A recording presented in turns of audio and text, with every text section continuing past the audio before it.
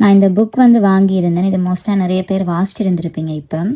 But நான் இப்போ தான் வாசிக்கிறேன். ஸோ அதில் எனக்கு பிடிச்சதுகளை நான் உங்களோட ஷேர் பண்ணுறேன். இந்த இந்த இந்த பேராகிராஃப் எனக்கு ரொம்ப பிடிச்சிருந்துச்சு. பட் இதை நான் தமிழ்லையும் ட்ரான்ஸ்லேட் பண்ணுறேன். தமிழில் சொல்லும்போது இது இன்னும் கனெக்டாகவும் நல்ல அழகாகவும் இருக்குது. அதாவது இதில் என்ன சொல்லப்படுதுண்டா, people do some crazy things with money but no one is crazy.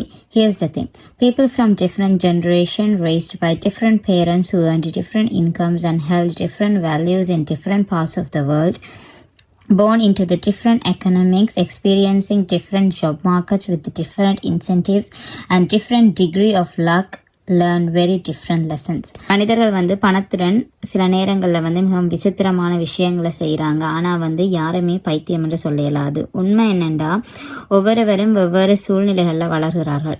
வித்தியாசமான தலைமுறைகளில் பிறந்தவர்கள், வேறு வேறு பெற்றோர்களால் வளர்க்கப்பட்டவர்கள், மாறுபட்ட வருமான நிலைகளை கண்டவர்கள், பணத்தை பற்றிய வேறுபட்ட மதிப்புகளுடன் வாழ்ந்தவர்கள், உலகின் பல்வேறு பகுதிகளில் பிறந்து வளர்ந்தவர்கள், வாழ்க்கையில் கிடைத்த வாய்ப்புகள், ஊக்கங்கள் மற்றும் அதிர்ஷ்டத்தின் அளவுகள் எல்லாம் தான் அதை தீர்மானிக்குது. ஆனால் அது எல்லாருக்கும் ஒரே மாதிரி அமையாது. இந்த எல்லா காரணங்கள்னாலும் பணம் குறித்து ஒவ்வொருவருக்கும் வாழ்க்கையில் கற்றுக்கொள்ளும் பாடங்கள் முற்றிலும் வேறுபட்டதாக இருக்கிறது.